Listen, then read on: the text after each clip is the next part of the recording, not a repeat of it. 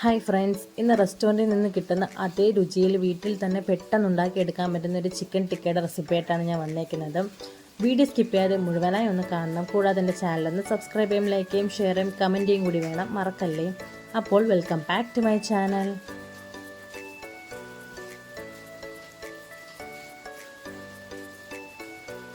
ഇതിനാണ് ഞാൻ എടുത്തേക്കുന്നത് 1/2 കിലോ ചിക്കനാണ്. എല്ലില്ലാത്ത ചിക്കനാണ് എടുത്തേക്കുന്നത്. മീഡിയം സൈസ് പീസായിട്ടാണ് കട്ട് ചെയ്തെടുത്തേക്കുന്നത്. ഇനി ഒരു ബൗളിലേക്ക് 2 ടേബിൾ സ്പൂൺ തൈര് ഒഴിച്ചു കൊടുക്കാം.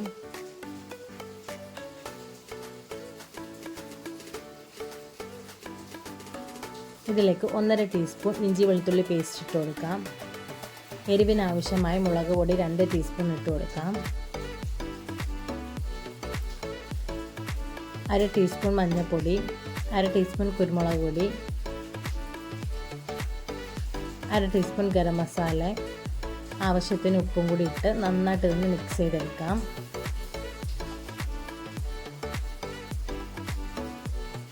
ഇനി ഇതിലേക്ക് കഴുകി മാറ്റി വെച്ചേക്കുന്ന ചിക്കൻ ഇട്ട് കൊടുക്കാം. ചിക്കനിലേക്ക് ഈ മസാല നന്നായിട്ട് തേച്ച് പിടിപ്പിക്കാം.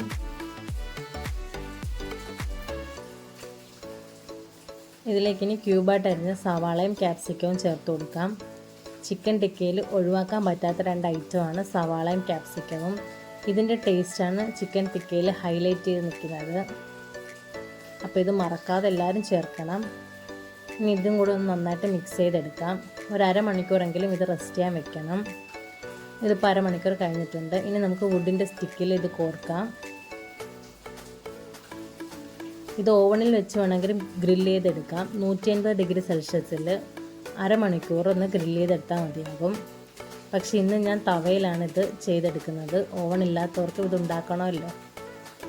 അപ്പം ആദ്യം സ്റ്റിക്കിൽ സവാള കോർക്കാം. അത് കഴിഞ്ഞ് ക്യാപ്സിക്കം, പിന്നെ ചിക്കൻ, അങ്ങനെ 5 സെറ്റോളം ഒരു സ്റ്റിക്കിൽ കോർക്കാൻ പറ്റും.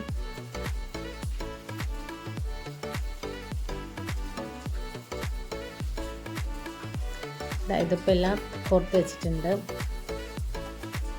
ഇനി ഒരു പാനിലേക്ക് 1 ടീസ്പൂൺ ഓയിൽ ഒഴിച്ചു കൊടുക്കാം. ഓയിൽ വളരെ കുറച്ച് മതിയാക്കും. ഇനി ഇതിലേക്ക് ചിക്കൻ ടിക്ക വെച്ച് കൊടുക്കാം.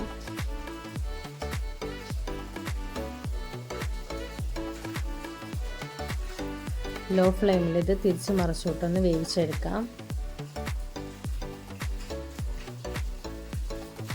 അതായത് പായ് വരുന്നുണ്ട്.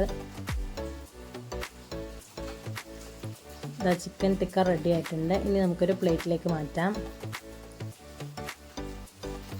വളരെ സിമ്പിളായിട്ട് പെട്ടെന്ന് വീട്ടിൽ തന്നെ ഉണ്ടാക്കിയെടുക്കാൻ പറ്റുന്ന ഒരു അടിപൊളി റെസിപ്പിയാണ്. അപ്പോൾ എല്ലാവരും തീർച്ചയായിട്ടും ഒന്ന് ട്രൈ ചെയ്ത് നോക്കണം. നിങ്ങളെ വിലയേറെ ഫീഡ്ബാക്ക് എനിക്ക് കമൻറ്റായിട്ട് അയക്കണം. അതുപോലെ മറക്കാതെ എൻ്റെ ചാനലൊന്ന് സബ്സ്ക്രൈബ് ചെയ്യും, ലൈക്ക് ചെയ്യും, ഷെയർ ചെയ്യും, കമൻറ്റ് ചെയ്യും കൂടി വേണം. നിങ്ങൾ തരുന്ന സപ്പോർട്ടാണ് എനിക്ക് ഇനിയും വീഡിയോസ് ചെയ്യാനുള്ള പ്രചോദനം. അപ്പോൾ അടുത്തൊരു വീഡിയോ ആയിട്ട് വരുന്നത് വരെ ടാറ്റാ ബൈ ബൈ.